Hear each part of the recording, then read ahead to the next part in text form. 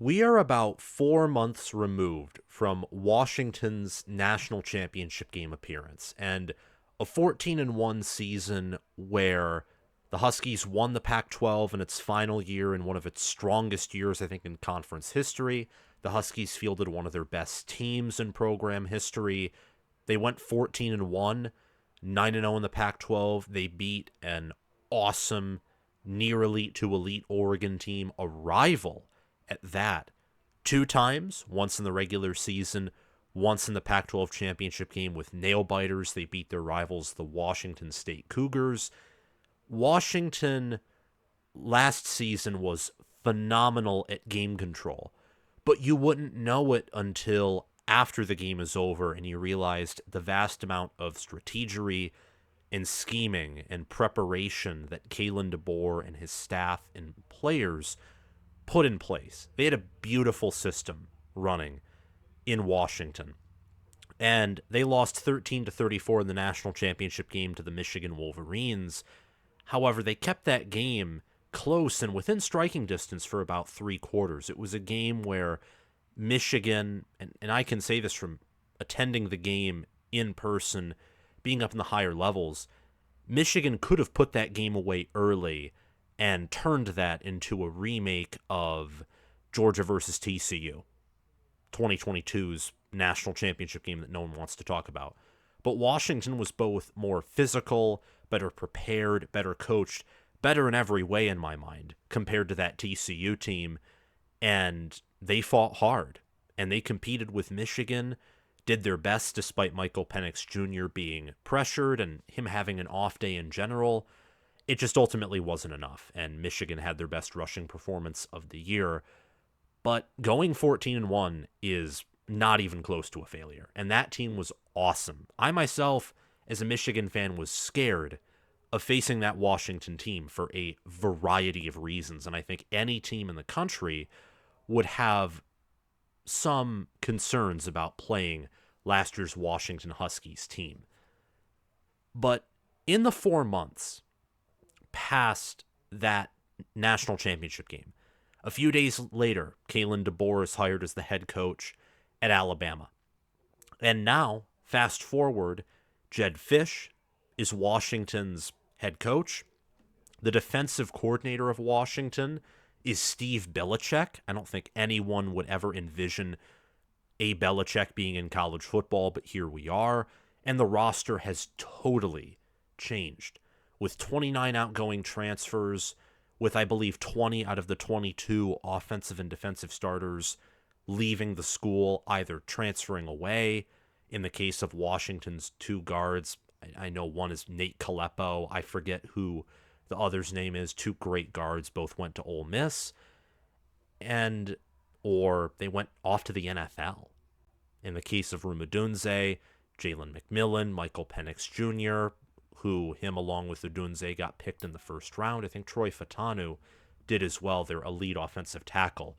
The roster is not totally, but very close to being night and day in comparison to last year. 26 incoming transfers. That number might continue to grow.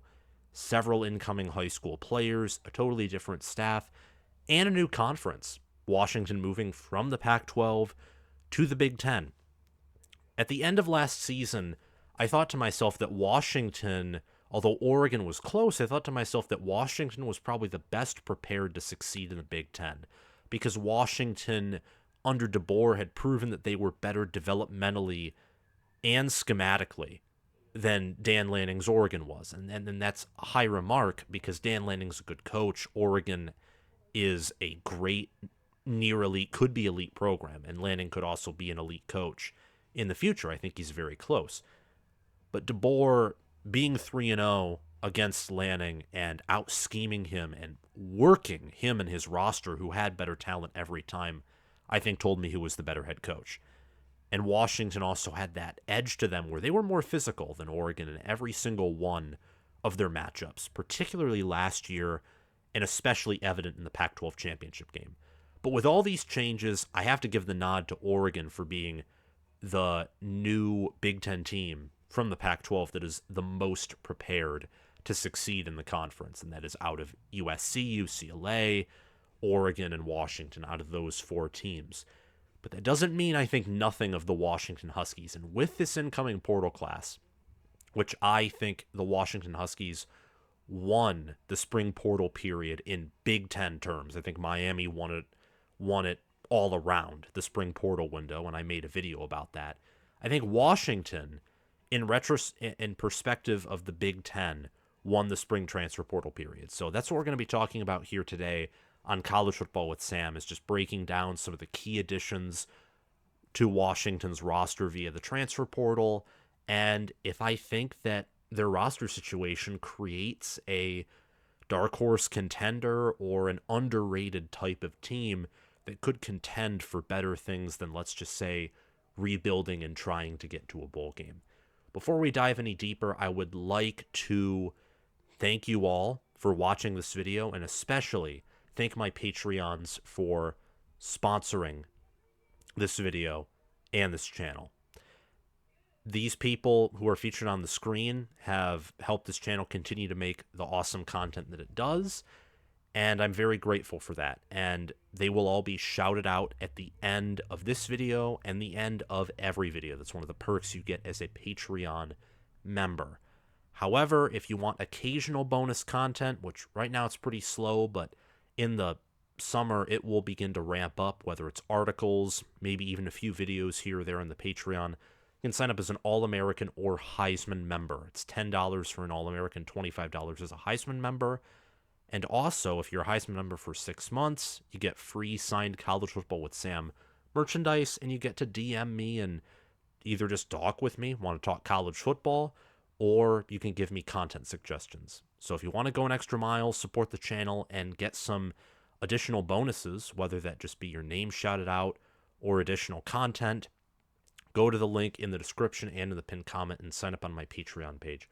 Also, if you haven't already, the biggest thing you can do, more important than joining my Patreon, is subscribing to the channel, clicking the notification bell, liking this video, and sharing it with any college football fans you know, and also commenting your reaction to what I'm saying here. Give me criticism, critique, support, praise, whatever you want to do. Lay it out in the comment section. Thank you very much, and let's get back to the video. Also, I nearly forgot about this, but check out my merchandise store if you want to support in a different way. The link to that is also in the description or in the pinned comment. You can get a Washington-themed College Football with Sam t-shirt if that's your thing. Are the Huskies underrated entering 2024? Well, I don't exactly know the answer to that question, because entering a new conference, changing the staff, changing the roster almost in its entirety on both fronts means that the expectations are going to be put into a blender, and we don't know exactly what's going to come out or what the consistency of that is. I imagine that some Husky fans would be okay with what happened to TCU after they made the college football playoff, like just reaching a bowl game or barely missing a bowl game. And by okay, I don't mean ecstatic, but like, oh well, last year was at least good. And I, unfortunately, don't know the Washington fan base super well, as they're just joining the Big Ten, so I could totally be wrong on that account. But I imagine, given their history, what I just described is not the majority. The majority of Washington fans are probably not expecting this team to reach the college football playoff, but they would like to see them competitive, definitely lock up a bowl performance, and yeah, potentially appear in the top 25 at different points in the season, and maybe flirt with being a college football playoff contender, or at least reaching the Citrus Bowl or the ReliaQuest Bowl, or one of the high-end bowl games that won't be a college football playoff game. So being outside of the top 12, but being inside the top 25, top 30, etc. Washington is a good program, both historically and in recent memory. They're not a blue blood, at least to my knowledge. They're not elite as a program, but they're good.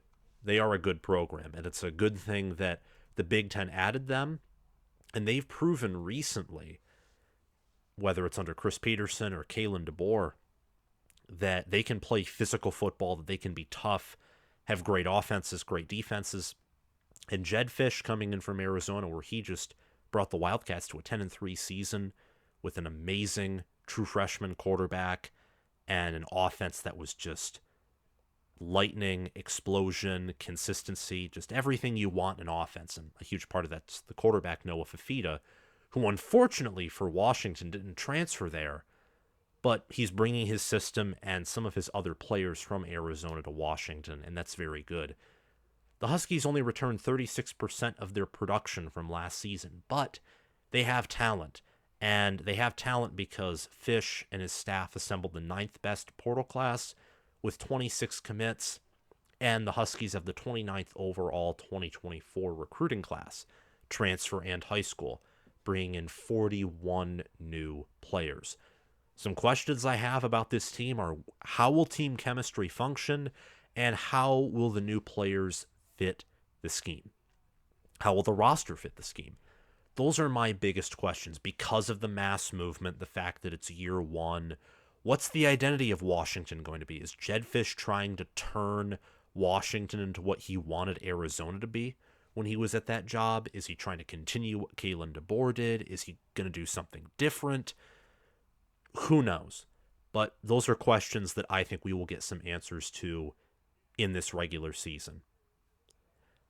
Some players that I liked that are being brought in by the staff, I think, are Will Rogers at quarterback, offensive tackle Drew Azzopardi, cornerback Ephesians Prysock, and also Jonah Coleman, running back formerly from Arizona, Jaden Wayne, young player out of Miami, and Sebastian Valdez, a defensive tackle who played for Montana State. These are a variety of transfers who are coming in, and I think will have a big impact. Prysock, Azzopardi, and Will Rogers are listed by 4 stars according to 24/7 Sports transfer portal rankings. Jonah Coleman was a high-level 3-star. Jaden Wayne, another 4-star.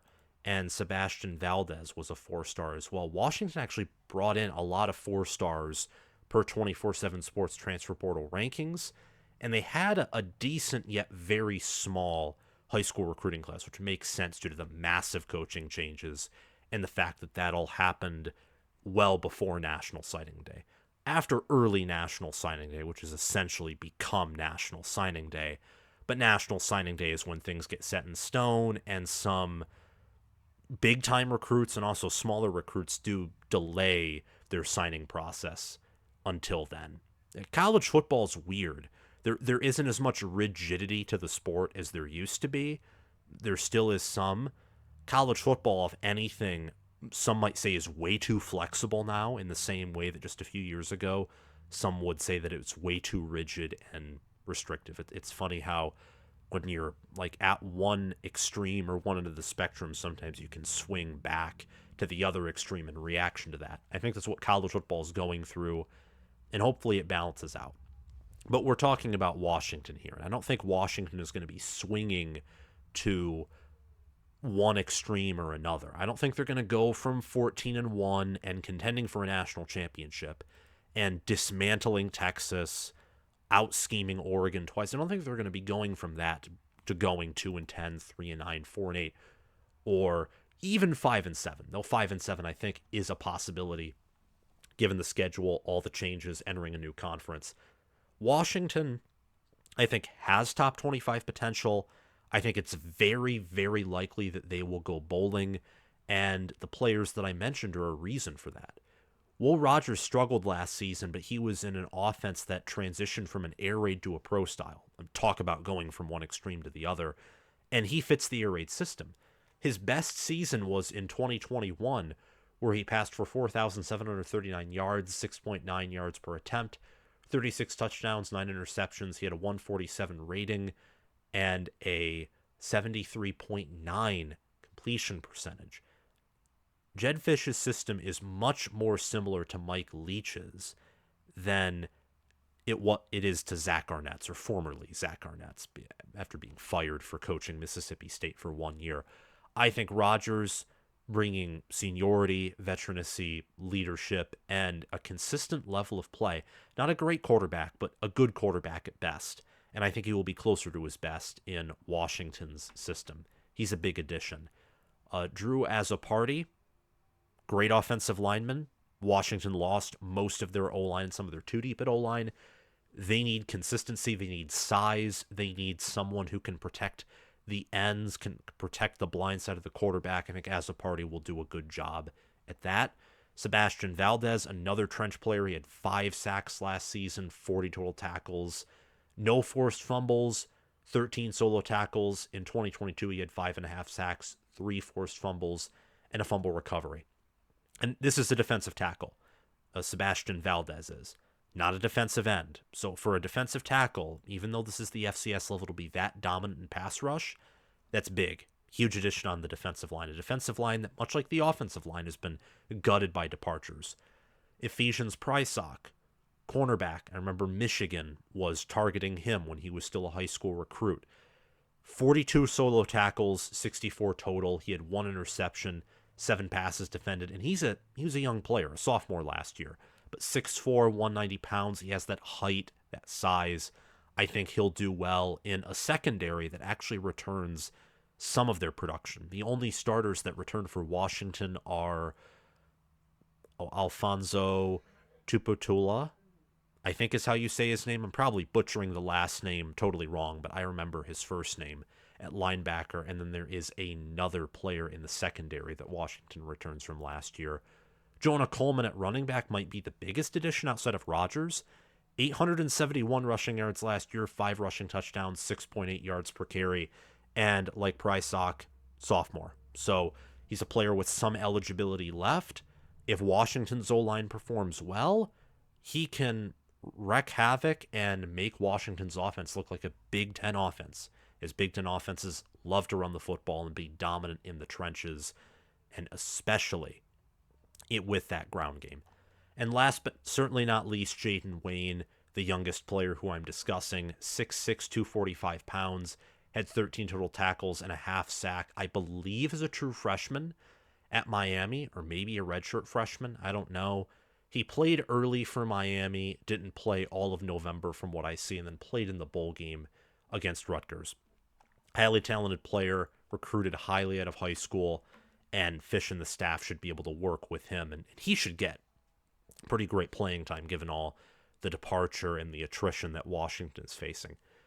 They have talent, the Huskies do. I think next year will be a massive rebuilding project, and I think 6-6, 7-5 is more realistic than 9-3, certainly more realistic than 10-2, which may not be likely or even possible to a certain degree. I mean, anything's possible, but Weber State, Eastern Michigan, Washington State neutral site, pretty easy 3-game start, though maybe Washington State can draw something up as a rival. Northwestern, they're going to be a scrappy team. They're at home for Washington. At Rutgers, Michigan, at Iowa, bye. At Indiana, USC, at Penn State, UCLA, bye. At Oregon, Michigan, Oregon, USC, Penn State, and I would also say at Rutgers and at Iowa. Those are going to be some tough games, and I think Northwestern, Washington State, and maybe Indiana, UCLA will bring fight too. So tough schedule given all that Washington's losing, given their talent, given what my expectations are, but I think Washington should be able to go bowling and maybe beat someone or some teams, plural, that people thought they had no business beating. Thank you all so much for watching this video. Remember to like, subscribe, click the notification bell, and comment your thoughts on this video down below. Thank you to Crash2488 for being a Heisman Patreon member and sponsoring this video and channel. Thanks to Spencer Bringhurst, Chris Lane, and Connor Little OH for being All-American members and sponsoring this video and channel. And thanks to Will Loftus, John Lynn, Roaming Gnome, Matthew Sale, Austin Christmas, and Janisha Cockrell for sponsoring this video and channel as all conference members. Have a great day, guys, and if you're a Washington Huskies fan, welcome to the Big Ten. Have a great day.